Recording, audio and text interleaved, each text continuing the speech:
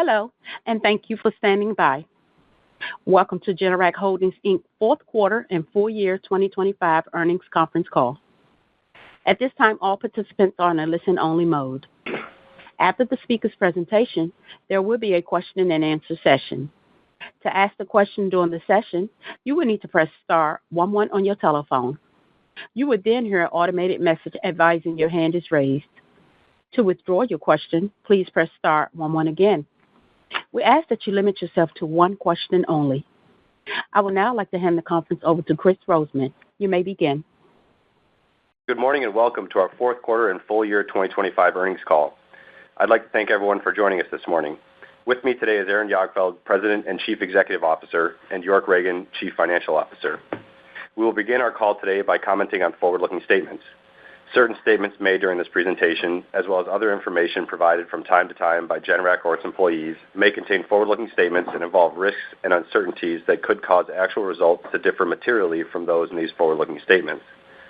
Please see our earnings release or SEC filings for a list of words or expressions that identify such statements and the associated risk factors. In addition, we will make reference to certain non-GAAP measures during today's call. Additional information regarding these measures, including a reconciliation to comparable U.S. GAAP measures, is available in our earnings release and SEC filings. I will now turn the call over to Aaron. Thanks, Chris. Good morning, everyone, and thank you for joining us today.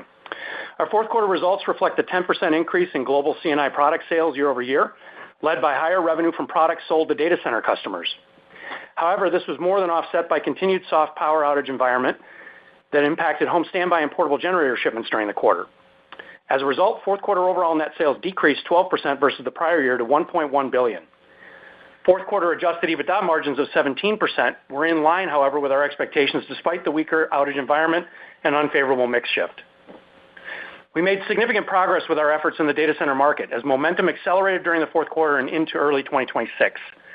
We further developed partnerships in the quarter with multiple hyperscalers, including progressing to the pilot phases of our relationships with two specific customers as we prepare for potential significant volumes in 2027 and 2028.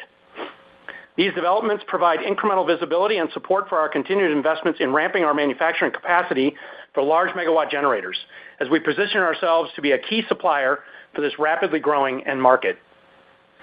Additionally, we are making progress with other data center co-locators and developers as our existing backlog has increased to approximately $400 million as a result of additional orders from these customers. We expect our order intake will accelerate over the next several quarters as we continue to progress through the qualification and contract stages with various data center customers, providing a path to doubling our C&I product sales in the years ahead. To ensure that we can serve this accelerating growth in demand, we have made significant investments that further improve our positioning as an important supplier to the data center market, including the purchase of an additional manufacturing facility in Wisconsin in December, as well as ongoing investments in our existing C&I facilities globally. As a result of these investments, we expect that our domestic manufacturing capacity for large megawatt generators will surpass $1 billion by the fourth quarter of this year, and we will continue to evaluate additional capacity across our entire global C&I production footprint. 2025 was an important year of innovation for Generac as we introduced a number of significant new products across our portfolio. In addition to launching our new large megawatt generators, our next-generation home standby generators began shipping in the second half of the year, including the market's first 28-kilowatt air-cooled unit and other important feature upgrades. We also introduced our updated energy storage system, PowerCell 2, as well as our first Generac-branded microinverter, PowerMicro, that allows us to better serve the residential solar market.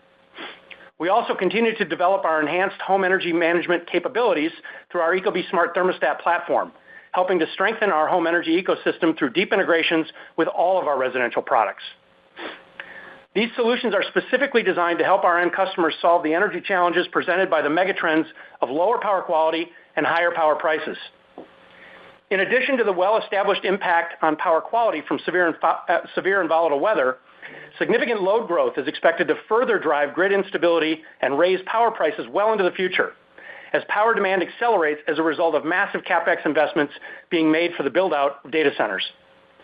According to the North American Electric Reliability Corporation's 2025 Long-Term Reliability Assessment, nearly half of the U.S. population lives in a region that is at a high risk of seeing its power supplies fall short of established reliability criteria in the next 5 years. NERC attributes this expected instability to the combination of escalating demand growth, with the peak demand growth rate nearly doubling as compared to the prior year's projection, an increase in intermittent generation sources which carry lower reliability factors, and the uncertain pace of grid infrastructure development. Most regions within NERC's high-risk category are expected to also see a substantial increase in data center investment in the coming years. Significant load growth is contributing to power demand shortfalls, with third-party estimates suggesting that supply and transmission capacity investment growth rates would need to increase sixfold as compared to the rate seen over the last 5 years to match the anticipated higher demand.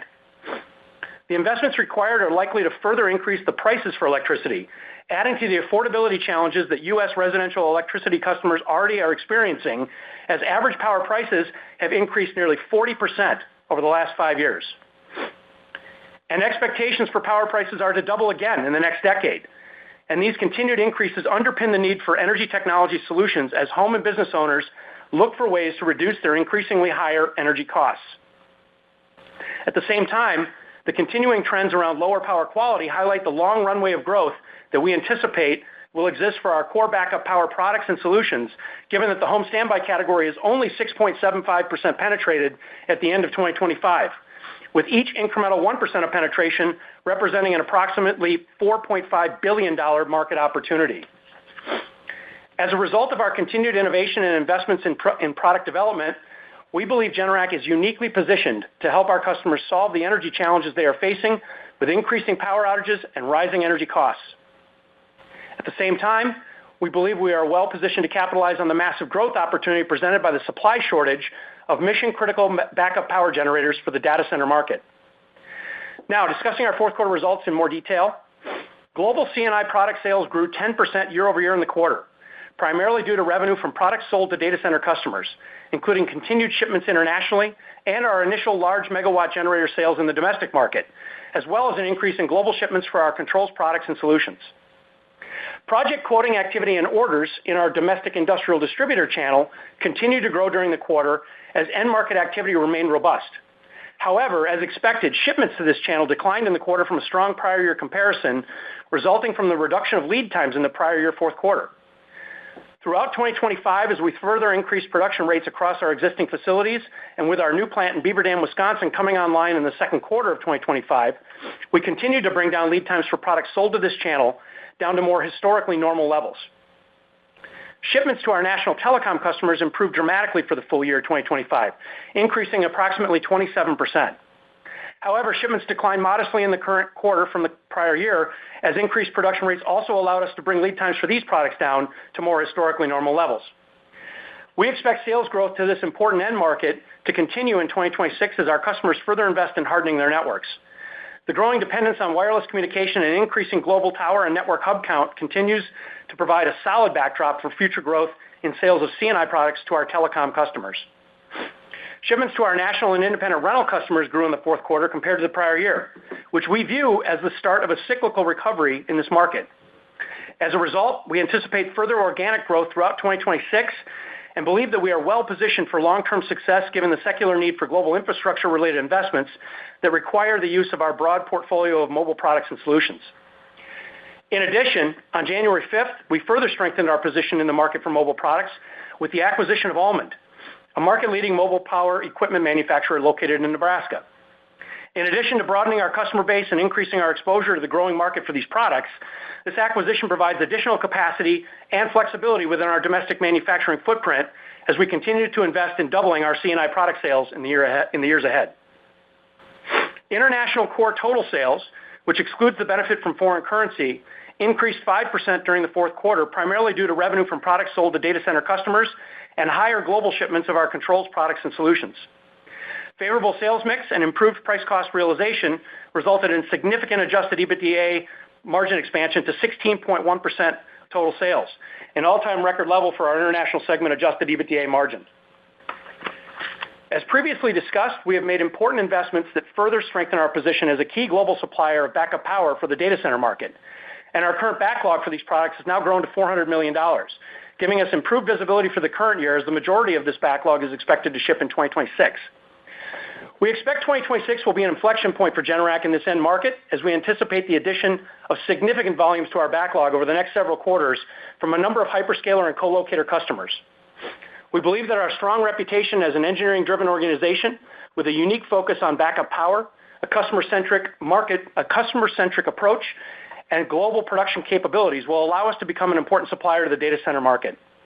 Additionally, these large megawatt solutions will help expand our reach into our traditional end markets, as they have significantly expanded our served addressable market to include applications that have higher backup power requirements. Now I want to switch gears and discuss our residential product category in more detail. Fourth quarter home standby shipments decreased 25% compared to a strong prior year period, which benefited from multiple major landed hurricanes. Home consultations also declined year over year, as power outages in the second half of 2025 marked the lowest level of total outage hours in a decade. Activations or installations during the quarter also decreased from the elevated prior year period. While key market indicators such as home consultations, activations, and close rates remained resilient despite the continued softness in outage activity, channel partner sentiment was negatively impacted by the weak second half outage activity and the transition to our next generation home standby platform, which resulted in lower than expected shipments during the quarter. However, we believe the home standby category is well positioned for healthy growth in 2026 as outages return to more normal levels and as the market fully transitions to our next generation product line. Our residential dealer network grew modestly during the fourth quarter and now includes over 9,400 dealers, an increase of nearly 300 dealers from the prior year. Our aligned contractor program, which leverages our strong positioning with wholesale distributors to provide tighter relationships with contractors that purchase our products through this channel, has continued to grow as well, providing important additional capacity and territorial coverage for sales, installation, and service of home standby generators. In January, although not a major event for the industry, the impact of Winter Storm Fern resulted in elevated and extended power outage activity across a number of regions in the U.S. As a result, we saw increased demand for portable generators, and we experienced year-over-year growth in home consultations across every region excluding the West. Importantly, the storm afforded us our first opportunity to assess our new lead distribution system in an elevated demand environment and generated promising results as a wider base of dealers were able to more quickly connect with a greater number of potential customers than in previous periods of increased category awareness. As a reminder, this new approach allows for a broader base of dealers and aligned contractors with higher close rates to select the sales leads from a pool of home consultations they believe they have the capacity to address. The remaining leads are then distributed to other dealers to ensure customers are contacted more quickly after requesting a home consultation. We believe data-driven process enhancements such as this will continue to support improvements in dealer close rates and customer acquisition costs over time. Given the improved home consultation performance in January and assumed return to more normal outage levels for the second half of the year, together with higher price realization for the category year over year, we expect full year 2026 home standby generator sales to increase at a mid-teens rate over 2025. Helping to offset the softness in the fourth quarter for our home standby and portable generator products, we saw strong sales of our energy storage products year over year, alongside continued robust shipments of our ecobee products and solutions in the quarter. Net sales for ecobee grew at a mid-teens rate and hit a new all-time record for the full year, with significant gross margin expansion driving continued improvement in profitability as we finished 2025 with positive EBITDA contribution from ecobee's products and solutions. We expect profitability of these solutions to further improve in the future alongside continued strong sales growth. ecobee's connected home count grew to approximately 5 million residences in the quarter, with increased energy services and subscription sales supporting a growing, high-margin, recurring revenue stream. ecobee's solutions remain central to our developing residential energy ecosystem, with our PowerCell 2, PowerMicro, and next-generation home standby products all deeply integrated into the ecobee platform, thereby creating a differentiated feature set and user experience focused on resiliency and the improved efficiency of power use in the home. Additionally, our teams continue to execute extremely well alongside our partners in Puerto Rico to drive shipments of energy storage systems over the last several quarters as part of the Department of Energy program that supported this strong performance throughout 2025. As the DOE program winds down in early 2026, we expect shipments of energy storage systems to decrease for the year, while strong growth in ecobee and the initial sales ramp of PowerMicro are expected to contribute to overall residential product sales growth for the full year.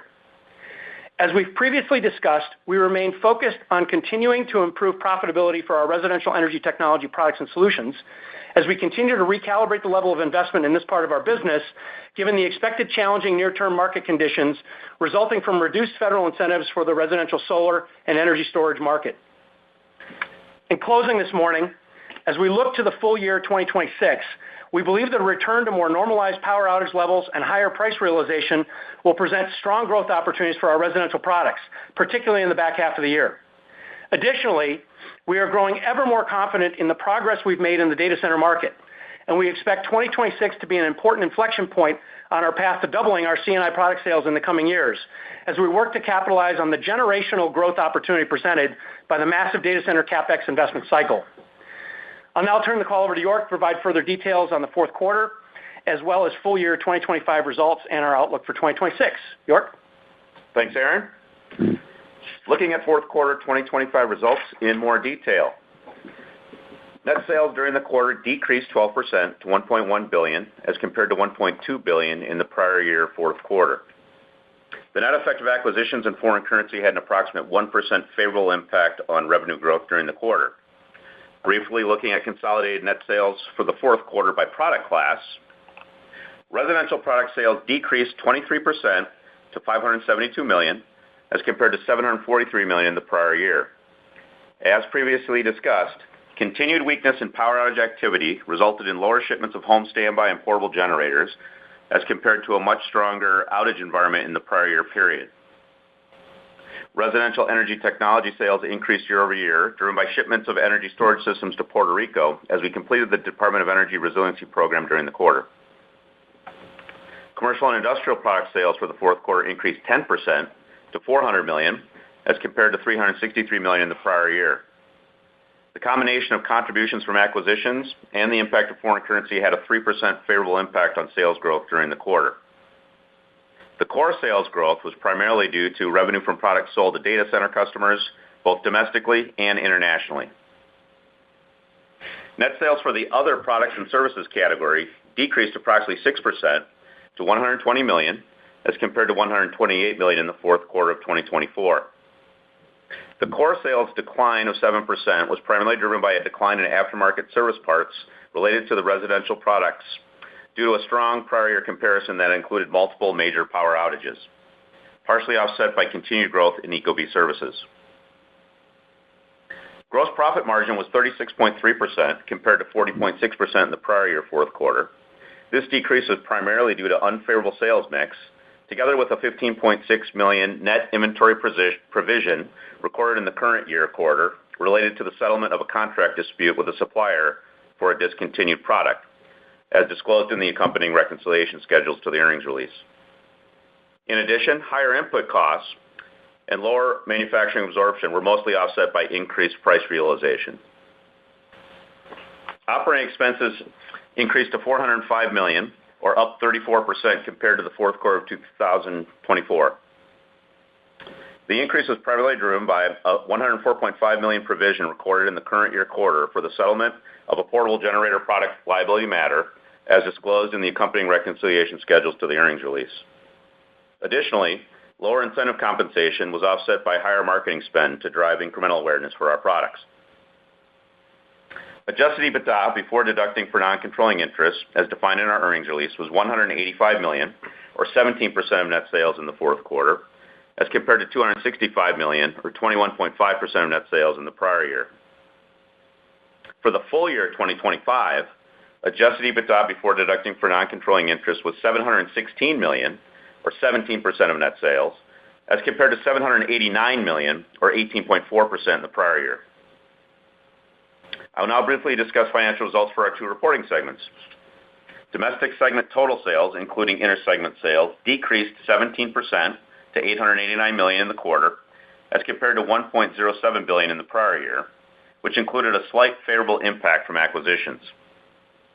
Adjusted EBITDA for the segment was $151 million, or 17% of total sales, as compared to $243 million in the prior year, or 22.7%.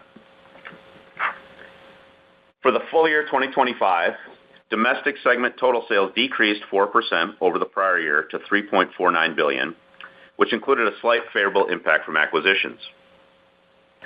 Adjusted EBITDA margins for the segment for the full year 2025 were 17.1% compared to 19.1% in the prior year. International segment total sales, including intersegment sales, increased 12% to $209 million in the quarter as compared to $187 million in the prior year quarter, including an approximate 6% sales growth contribution from foreign currency.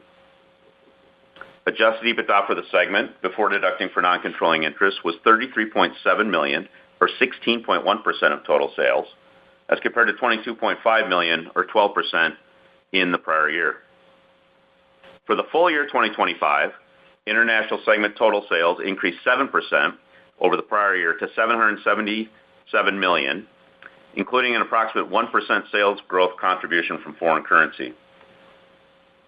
Adjusted EBITDA margins for the segment for the full year 2025, before deducting for non-controlling interests, were 15.1% of total sales during 2025, as compared to 13.2% in the prior year. Now, switching back to our financial performance for the fourth quarter of 2025 on a consolidated basis. As disclosed in our earnings release, the GAAP net loss for the company in the quarter was $24 million, as compared to net income of $117 million for the fourth quarter of 2024. As previously discussed, the current year quarter includes the impact of the aforementioned product liability and supplier contract settlements, which drove our net loss for the quarter.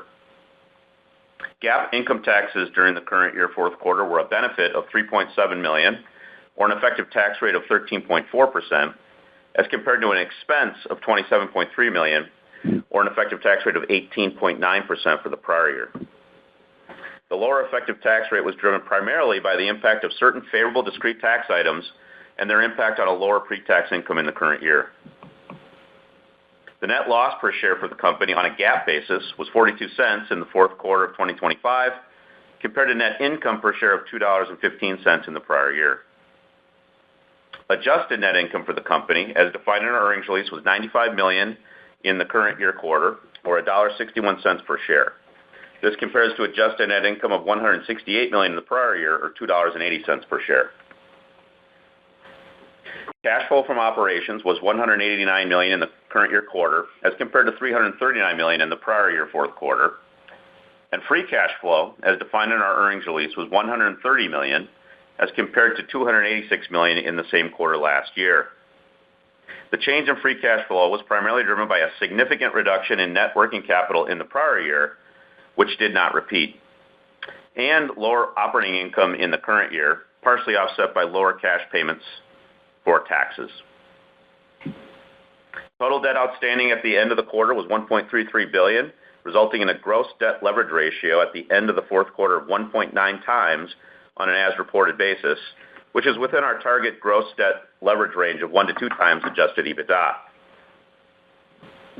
For the full year, cash flow from operations was $438 million, as compared to $741 million in the prior year.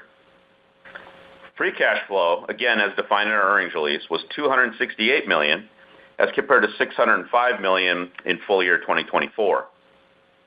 Capital expenditures during the full year totaled $170 million, or 4% of net sales, as we invested in additional production capacity and other capabilities to support future C&I growth. In addition, we opportunistically repurchased approximately 1.11 million shares of our common stock during the full year for $148 million at an average price of $133 per share. Additionally, on February 9th, Generac's board of directors approved a new share repurchase authorization that allows for the repurchase of up to $500 million of the company's shares over the next 24 months, replacing the remaining balance of the previous program. We will continue to operate within our disciplined and balanced capital allocation framework as we evaluate future shareholder value-enhancing opportunities. With that, I will now provide further comments on our new outlook for 2026. As disclosed in our press release this morning, we are initiating 2026 net sales guidance that projects strong year-over-year growth for the full year period. We expect consolidated net sales for the full year to increase at a mid-teens rate as compared to the prior year, which includes a favorable impact of approximately 1% from the net combination of foreign currency and completed acquisitions and divestitures. Consistent with our historical approach, Our guidance assumes a level of power outage activity in line with the longer-term baseline average for the remainder of the year and does not assume the benefit of a major power outage event during the year.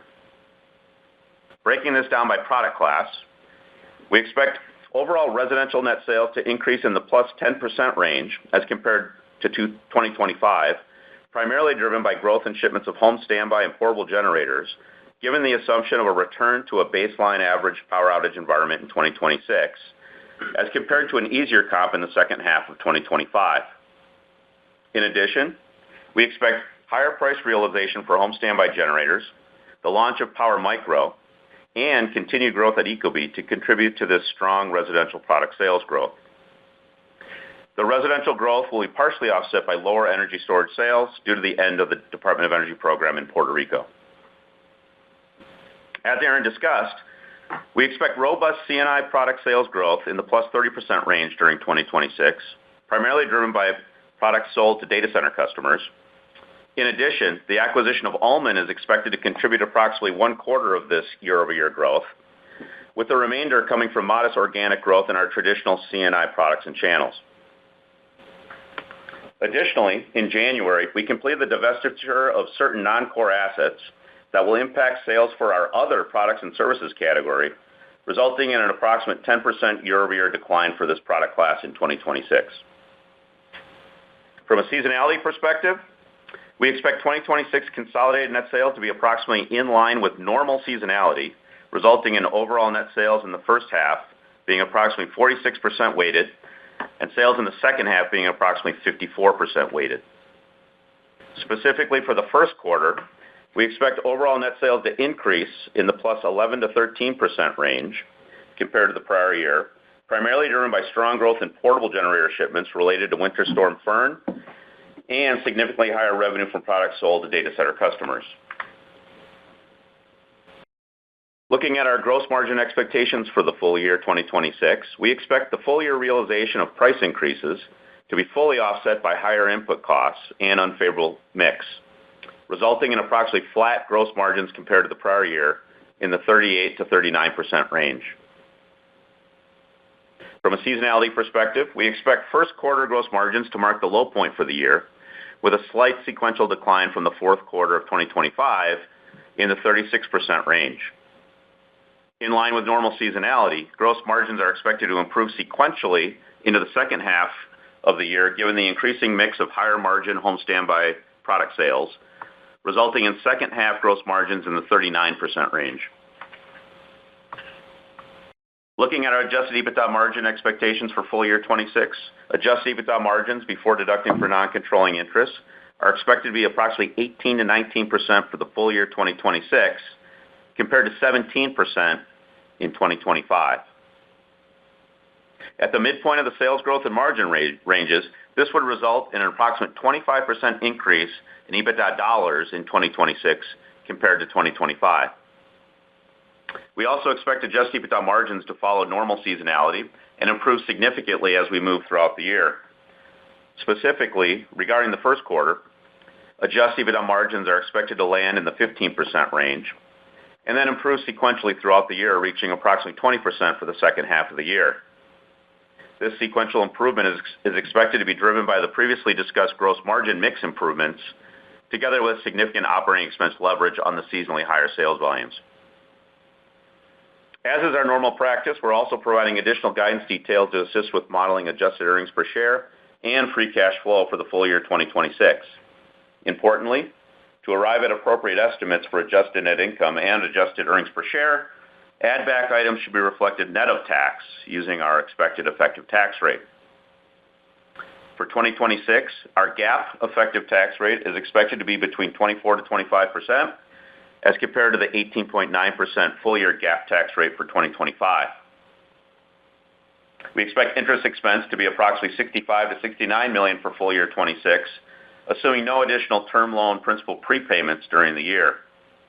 This is a decline from 25 levels of $71 million due to the full year impact of lower SOFR interest rates. Our capital expenditures are projected to be approximately 3.5% of our forecasted net sales for the year, as we continue to invest in incremental capacity and execute other projects to support future growth expectations, particularly for C&I products. Depreciation expense is forecast to be approximately $104 to $108 million in 26, given our assumed CapEx guidance.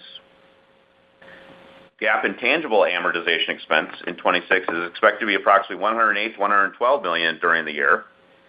Stock compensation expense is expected to be between $54 to $58 million for the year. Operating and free cash flow generation is expected to be weighted toward the second half of the year in 26, resulting in projected free cash flow generation of approximately $350 million for the full year 2026. Our full-year weighted average diluted share count is expected to increase modestly and be between 59.5 to 60 million shares, as compared to 59.3 million shares in 2025. Finally, this 2026 outlook does not reflect potential additional acquisitions, divestitures, or share repurchases that could drive incremental shareholder value during the year. This concludes our prepared remarks. At this time, we'd like to open up the call for questions. Thank you. Thank you. Ladies and gentlemen, as a reminder to ask the question, please press star 11 on your telephone, then wait for your name to be announced. To withdraw your question, please press star 11 again. We ask that you limit yourself to one question only. Please stand by while we compile the Q&A roster. Our first question comes from the line of Tommy Moll with Stephens. Your line is open. Good morning, and thanks for taking my questions. Hi, Tommy. Aaron, I wanted to ask about your progress with the hyperscalers. Just to level set, I think what I hear you saying is no orders in backlog yet, but the advance to the pilot phase is new versus last quarter. So maybe if you could just confirm if that's correct, and just give us a little more insight about what you're expecting in the go forward. You talked about orders to come. Just walk us through what the phases of that might look like. Thank you. Yeah, thanks, Tommy. So, yeah, that's largely correct. And the backlog, there's a couple of units in there for the pilot program, but that's it. So the $400 million, and remember the $400 million is after we began shipping product in Q4 and here also started Q1. So good order flow again, over the last 90 days to get the backlog to 400, and that's without any material hyperscale business at this point. So that's the answer to that question. The second part of the question, in terms of the progression there, the pilot programs are in flight. We are in deep negotiations with two hyperscale customers in particular, and that's what the pilot programs are related to. And we would anticipate with successful completion of those pilot programs here in call it the end of the first quarter, beginning of the second quarter, we would be in a position then with each of those customers to sign a longer-term supply agreement, a master supply agreement. And then that's when we would start to see purchase order flow, and that would then feed into the backlog. They've been holding off on that, although I will say all of our conversations with those two hyperscalers have been about how much can we supply for 2027 and 2028? What's our capacity? And then also, do we have potential to supply product in 2026? And so that is not in our guide at all, obviously. So that could be upside. Again, as I said on the call, with the purchase of the new facility here in Sussex, Wisconsin, we'll have that facility online the second half of the year, and we could respond to potential for additional orders from those hyperscale customers in 26. Should we be able to work through the successful completion of the contract negotiations and the pilot phases. But we feel very good about where we're at. They need additional supply desperately, and we believe we're going to be in a really good position, certainly for 27 and 28, but also potentially here, for 2026. The addition of that facility and some other tweaks we've made just to our domestic capacity, we believe we're now over $1 billion here domestically for capacity. So, and we're looking at ways we could go higher because the volumes we're talking about in 27 and 28 could take us easily above those numbers. Thank you. Our next question comes from the line of George Gianarikas with Canaccord. Your line is open. Hi, good morning, everyone, and thank you for taking my questions. Hey, George. So as it relates to the data center opportunity, can you just maybe talk a little bit about the competitive environment, how that may be changing, or if it's the same, and whether or not this enormous opportunity is inviting any new entrants into it? Thank you. Yeah, thanks, George. So as it relates specifically to diesel generators, large megawatt diesel generator backup, the market has not changed in terms of participants at this point, other than our entry into it. I think that the reason for that largely is the limitation around the number of diesel engine manufacturers in those high horsepower diesel engine ranges. That's a pretty static number because of the investment required, not only in R&D but also just the production investment needed for tooling and the manufacture of those types of products. So, we think we have a great partner there that has invested very heavily in capacity. So we don't believe we're going to see capacity limitations in the near term. Our supply chain, we're building out the rest of our supply chain. Obviously, it's not just an engine. There are alternators, there are cooling packages, there are structural elements of the generator in terms of the steel base frames and the diesel tanks themselves, and then obviously the packaging structures that go around these machines that typically is handled by third-party companies. We are evaluating and deepening our relationships on the supply chain. It's not just the investments we're making in our own production environment, right? We can go out and buy a plant, and we can buy the equipment and hire the people to tool up a plant, but we need to make sure the supply chain is ready for those higher volumes. Fortunately, this is something we do really well, right? We're taking a page out of our residential side of our business where, we've been very agile over the years in reacting to, surges in demand and the ability to get our supply chain at the levels that we need them at to be successful and to handle increased demand. So we're kind of built that way. So, I guess, it's part of our DNA, and I think it's going to serve us quite well in this new market. Thank you. Our next question comes from the line of Mike Halloran with Baird. Your line is open. Hey, good morning, guys. Good morning, Mike. Maybe just a thought about how you're thinking about directionally the TAM or the growth profile for the data center markets over the next 3-5 years, whatever kind of time horizon you're talking to, just to put it in context of the growth from an industry perspective, and then secondarily the types of share that you envision is realistic within the context of that overall market opportunity. Yeah, thanks, Mike. It's a great question, and obviously the numbers around the size of the prize, right, in terms of how much market, what is the TAM for just specifically the data center element there in this market for diesel, large megawatt diesel backup generators. It keeps changing because a lot of that is tied, obviously, as you would imagine, to the amount of construction. But, we think that that's something, that market could be as much as $15 billion a year alone. For us, I think when we look at what's reasonable for us for share position, we look at our share here in North America. We're depending on the segments of the markets you look at, we're a 10 to 15% share player in the C&I market. So we think that, is that a reasonable target for us? We believe so. Maybe on the low end of that, it's 10%. Again, we believe that the opportunity here is great enough that we can take what effectively was a $1.5 billion business last year in C&I, and we can double that in the next 3 to 5 years. So that would be the addition of another $1.5 billion. So just with 10% share. Just with 10% share. So now, if the market's bigger, maybe that number grows. If the number's smaller because of the potential cyclical nature of like all markets, there are cycles. We're going to be measured about that. I will say this, in addition to just, obviously the discussion here this morning is heavily focused and weighted on data centers, but, we basically are starting from zero with our traditional market, which already existed.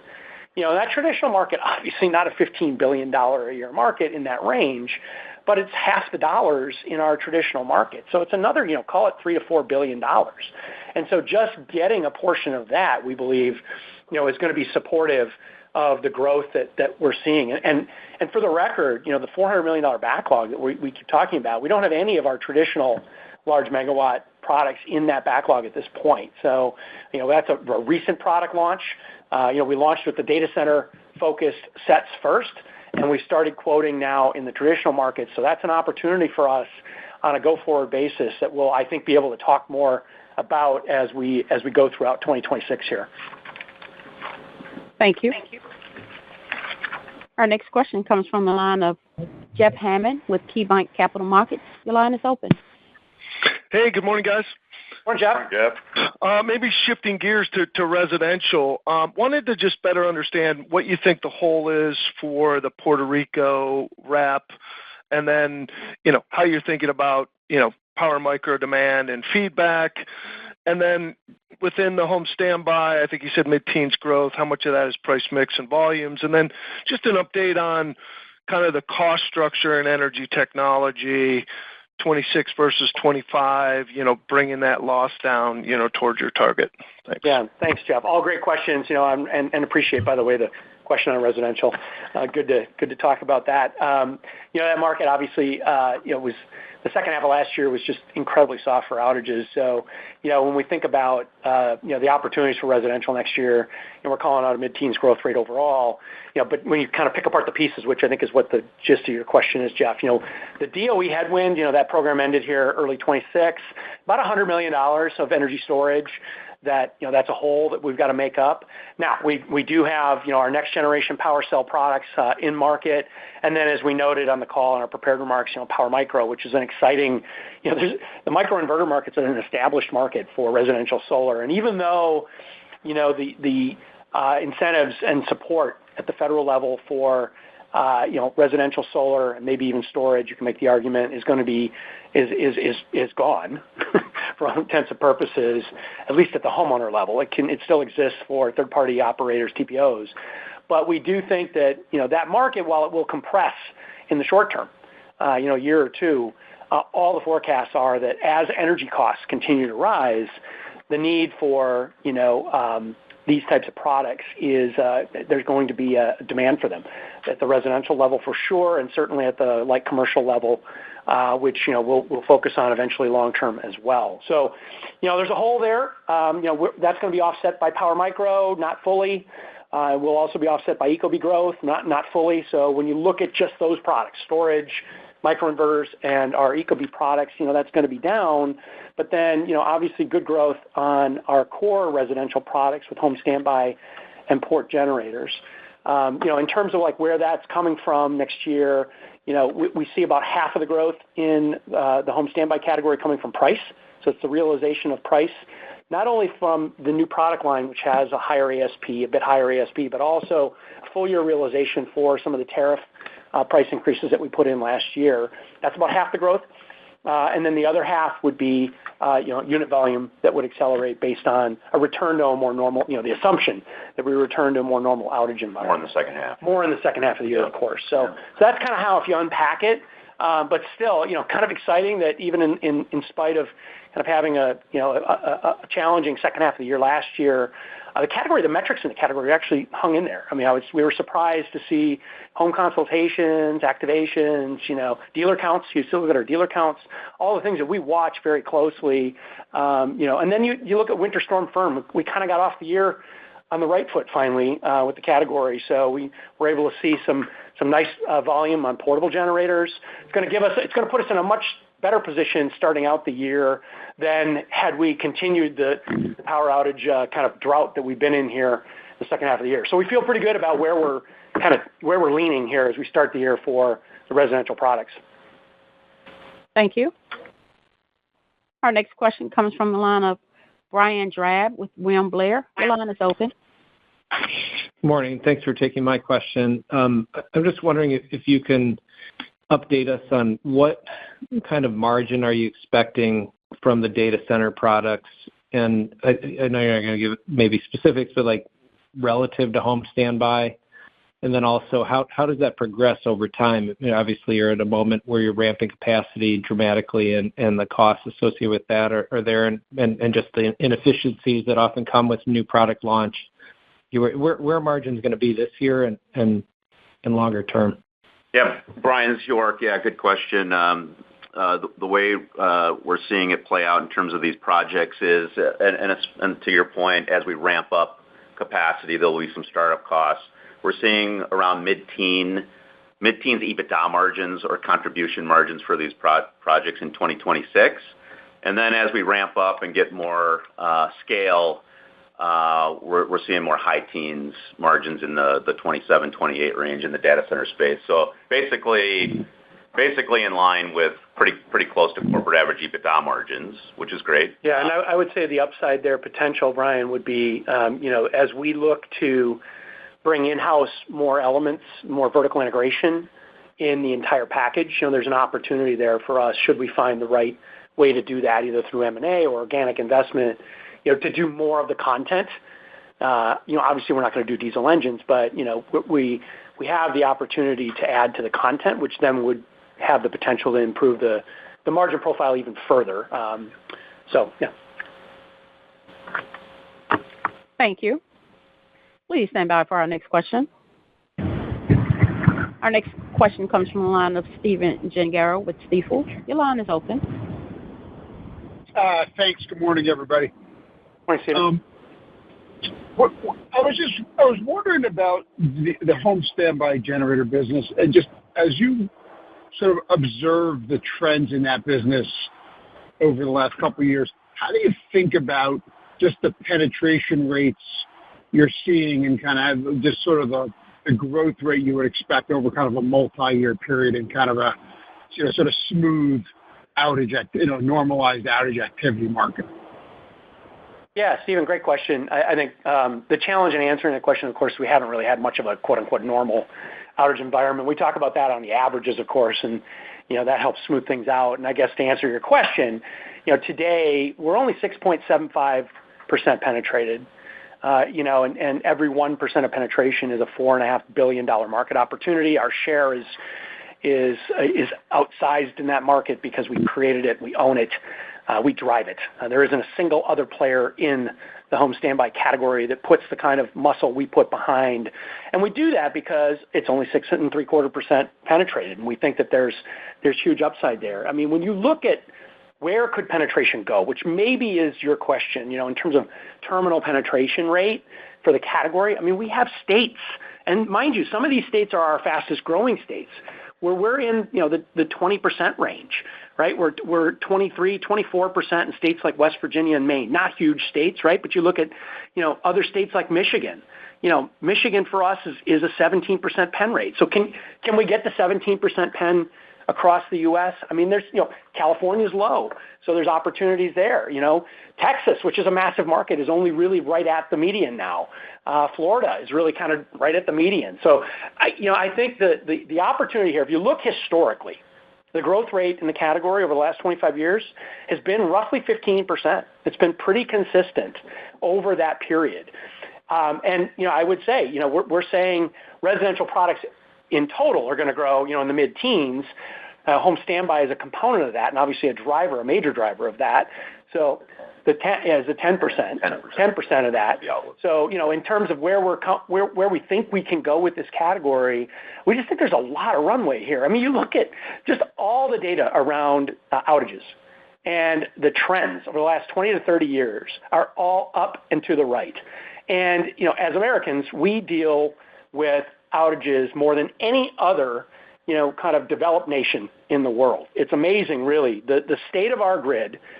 And the reality of it is, and it's complex, there's a lot of reasons for it. And we've always said Mother Nature has always been, kind of driving 70% of those outages. We are seeing a change.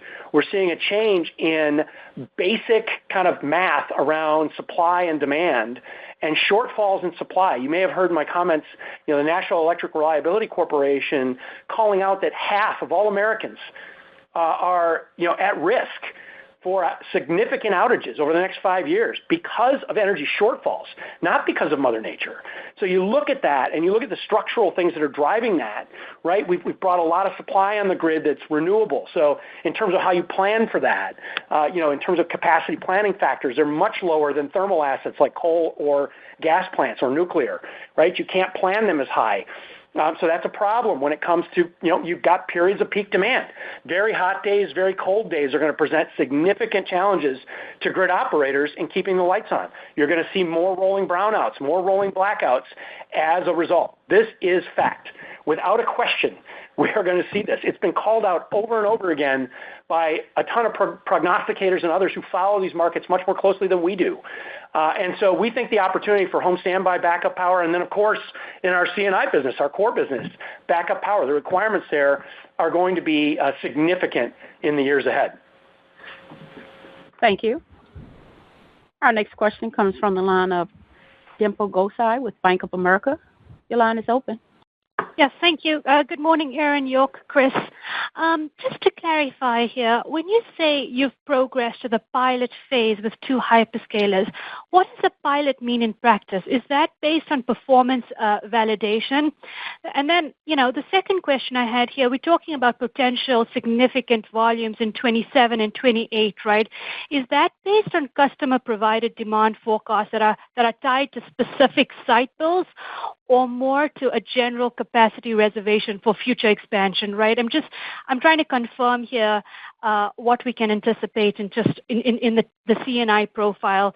I think last quarter you maybe spoke about C&I doubling in the next few years, and was that kind of based on just a one hyperscaler award here? Because now we're talking about 2, so trying to get more clarity around this in general. Thank you. Yeah, Dimple, thanks. Those are great questions. I mean, first, from the pilot programs, they're different based on the different hyperscalers. They both have different requirements, but effectively there are test scripts that then, we run the products through, and some of those are in our laboratories, some of those are, as parts of, actual real sites. So in the wild, so to speak. So, those are underway today, and some of those are observed directly here again, and some of those are in the wild. So we are progressing well there, and we don't see any problems with meeting those requirements. We know these products quite well.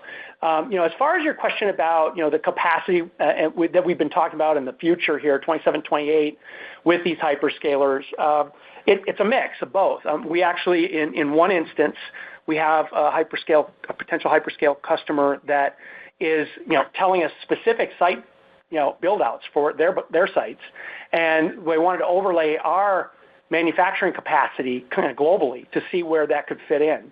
And so in that instance, with that conversation, it's a lot more pointed around the specifics of what is needed by site and what we could potentially provide, because obviously logistics costs are a big part of the overall bill here, not only in cost but also in time. So trying to match the build-outs of these data center of the construction activity with our manufacturing production capacity by region is one work stream. With another hyperscaler, it's all about, hey, how many slots can you reserve for us? And we're talking about a lot of product. In fact, it's just difficult for me to get my head around in terms of the size of what we're talking about here in the potential. And in fact, the $1 billion of capacity that I've said we've kind of put ourselves in position to be in by the end of the year here domestically would not be enough to handle the potential capacity that would be required if we are able to successfully land purchase orders for these hyperscale customers. Because remember, we also have co-locators. We're a preferred supplier to 2 co-locators already in our backlog. And that continues to grow. So just the requirements here are enormous. To answer the last part of your question about our contemplation of doubling the C&I business over the next 3 to 5 years, if we had to be very honest, that was really landing one hyperscaler.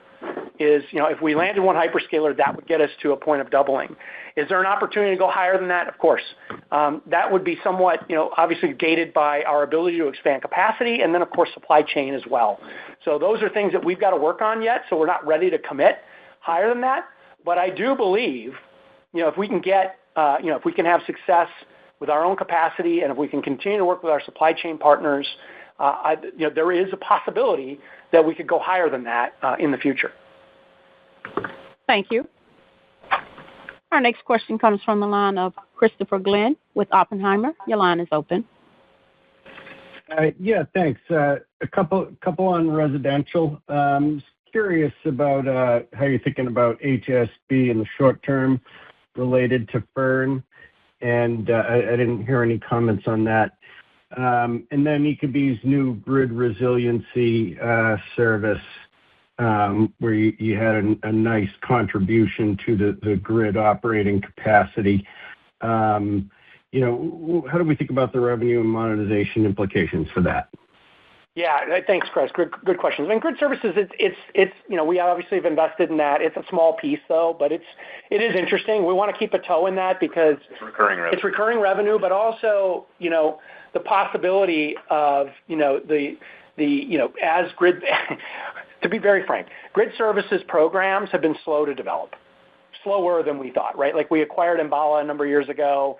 We've got obviously Ecobee. With that business came the grid services, opportunities there, and that's really where most of the revenue is coming from today is on the Ecobee side. Utilities have been just slow to adopt, grid resiliency programs. I do think as the grid becomes more constrained and as pressure builds on utilities and grid operators, they will have to turn to non-conventional solutions like, virtual power plants and other grid services types of programs. So we definitely want to stay close to it. That's something that, it's just small, right? But it's recurring and it's nice. It's a nice piece of growth there, and we're going to continue to stay involved. Your question on home standby, Fern gave us a nice bump on portables, also gave us a nice bump in IHCs, our in-home consultations, and we saw those basically, double from where we were expecting them to be for the month. So, and up considerably from the prior year, obviously, as you would expect in a period of time that's generally kind of off season, if you will. So what are the prospects for that? I mentioned our new lead distribution system, which we have seen nice results from already. We've seen a nice improvement in close rates coming out of those systems when we do get surges in demand. So we'll let these IHCs mature, and we'll provide a more fulsome update on that. But they were high. There's no denying it. Bake something into the guide. Yeah, and we put something into the guide for it. But did we bake enough? We want to see what the close rate looks like. And we want to see how the rest of the season develops here. We want to see what kind of, as we get a better read on the consumer maybe overall, big ticket purchases tied to residential investment, where is that going? So I think, we're maybe taking a bit of a more conservative tone there, but we're off to a good start for the year. So that's helpful. Thank you. Our next question comes from the line of Praneeth Satish with Wells Fargo. Your line is open. Thank you. Good morning. So the decision to expand to $1 billion per year of diesel genset capacity, you did this before getting signed contracts from hyperscalers, but it makes sense given the amount of demand you're seeing and the industry capacity constraints. But I guess my question is, when we look beyond that $1 billion, I guess two questions. One, is it possible at this point to increase capacity above $1 billion in 2027?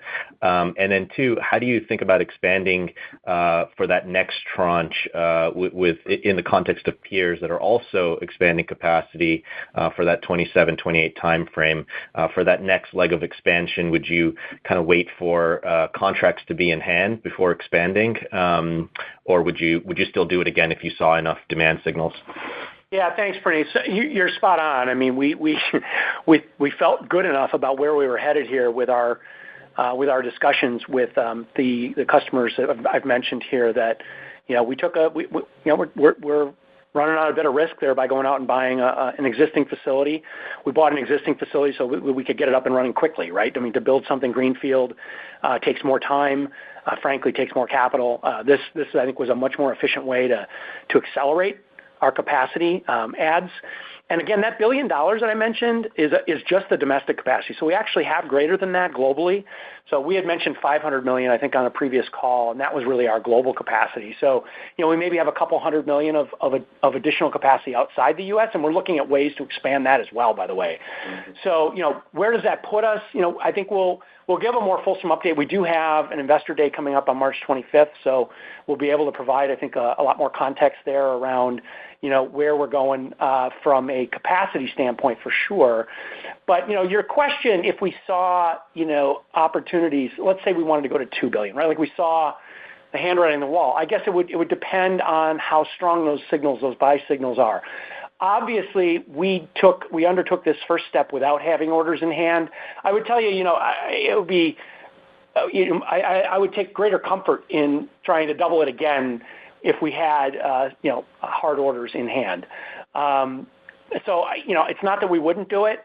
for the right circumstances, or if we saw and had the right kind of conversations at the right levels of these customers as well. But we did take that. We took that initial kind of flyer here, and because we feel very good about it, I think that's going to pay off well. That will position us very well, we think, in the context of the other part of your question about the rest of the market and where we are competitively. We think that our lead times are going to remain shorter than the rest of the market, at least for the near term and probably all of 2027. Our competitors today are out, 2 years on deliveries. And of course, they are investing in capacity adds as well. But the constraints largely for our competitors are in the engines and the engine supply. Our engine partner, we believe, can allow us to continue to keep shorter lead times because of their overall investment in their capacity, which gives us access to what is arguably the most critical component in the genset in terms of long lead time. Thank you. Our next question comes from the line of Joseph Osha with Guggenheim Partners. Your line is open. Hi, guys. Thanks for fitting me in. Just two quick ones. First, we've talked a lot about hyperscalers. I'm wondering if you could help us perhaps size the colo opportunity. Aaron, you mentioned it briefly because there's a lot there. And then the second question, we were at PowerGen. We've talked a lot about diesel today, but we also heard a lot about some of the smaller spark fire and natural gas machines being used as a time to power solution in some cases. And so I'm wondering if you could comment on whether you're seeing any of that demand. Thank you. Yeah, thanks, Joe. Great questions. I think from a diesel perspective, that market continues to grow. Obviously, the co-locator portion of that today is our focus because we haven't gotten to final contract signings with the hyperscalers. And at $400 million of backlog, could you argue that, is that 30% of the market? Is that a third of the market?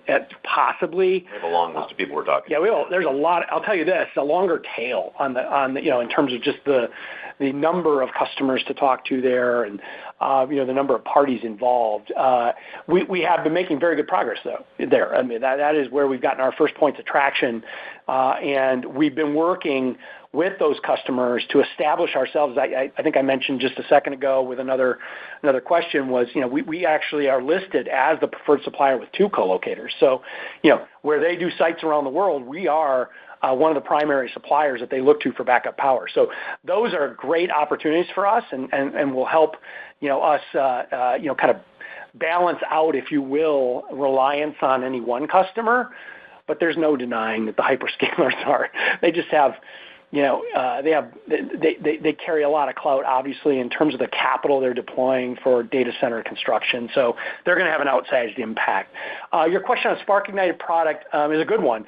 We are seeing, certain spark-ignited engines being used in applications, kind of behind the meter to power data centers where grid interconnect is not available and where the lead times to wait for maybe a traditional gas turbine or a different solution is not possible, right? They want to bring the data center online. So you're seeing reciprocating gas engines being used. What you'll see with those reciprocating gas engines, though, is they are operated, not to get too technical here, but they're operated in what's known as a lean combustion cycle mode, which allows them to operate more efficiently to produce power on a continuous basis. The engines themselves are robust enough. You could use them in backup, but the problem you run into with lean burn gas engines, as configured as lean burn, is their response times to outages are poor. Generally, you've got to get those machines. It takes time for them to spool up and get to full power. And we're talking about minutes, which is an incredible amount of downtime for a data center if you were to lose power. And you'd have to infill that with a lot of batteries, either UPSs, uninterruptible power supplies, or raw batteries to be able to, to cover that gap. So they're not great pure backup assets. In fact, what we're seeing is where you do see recip engines and lean burn being used, in a prime power configuration, you're still seeing diesel backup generators on the sites, because it's the theory that we've been hearing anyway from customers is that they'll just, once the site gets connected to the grid, they need the backup generators in case there's a failure with the lean burn machines as they're providing primary power. But then once grid is connected, those gas machines can be picked up and moved to a new site, right? They can be moved to another site that's forward in advance of interconnect and redeployed there. So we believe there's going to still be a market and an opportunity that doesn't shrink the TAM at all for backup diesel generators. That you need both effectively is kind of what my point is. Thank you. Our next question comes from the line of Vikram Bagri with Citi. Your line is open. Hi, it's Ted on for Vic. Thanks for taking the questions. I wanted to talk about energy technology. Are you able to share whether revenues in 2025, where they shook out relative to the $300 to $400 million range that you previously talked about?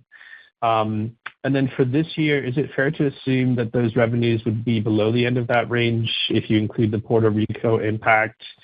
And then just lastly, could you just confirm whether the focus is still on achieving break-even EBITDA margins within that business in 2027?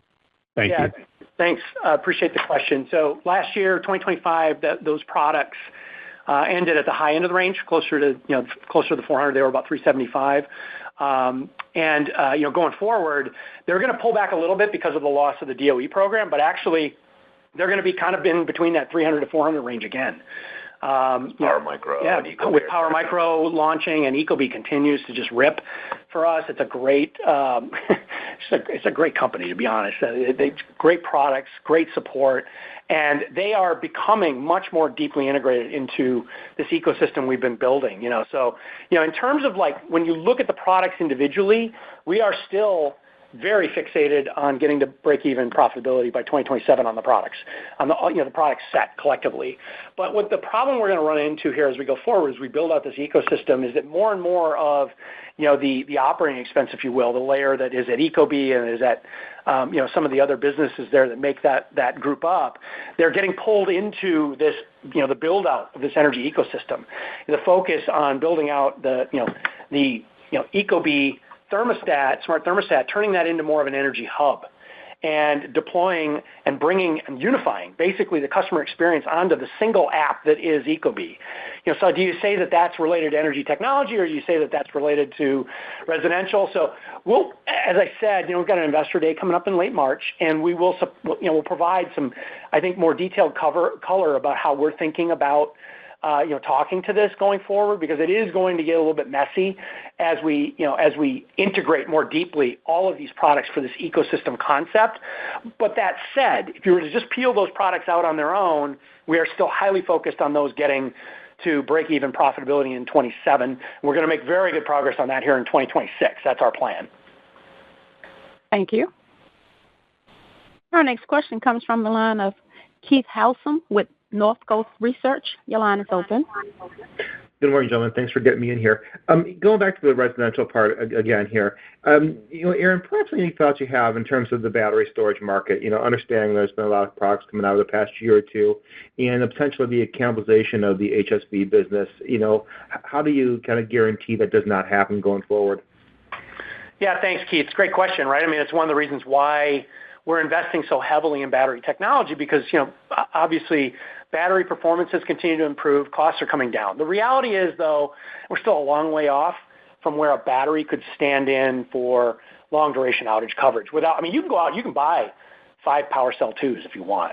But in terms of just a cost per kilowatt hour of coverage, it's really expensive, right? So it's just not equitable today. I think where batteries in the residential market, short duration outage protection, of course, but really as part of an overall strategy for a homeowner who wants to self-generate, right? Either on the rooftop with solar or geothermal, some other production method, and then having the ability to store some of that power so that they can, arbitrage, the value of that power back to the grid operator at a time when it makes most sense. Either consume it, self-consume, right, when grid rates are high, or to sell it back to the grid, at a time when they don't need it and maybe the rates are more appropriate and they can get a return on that.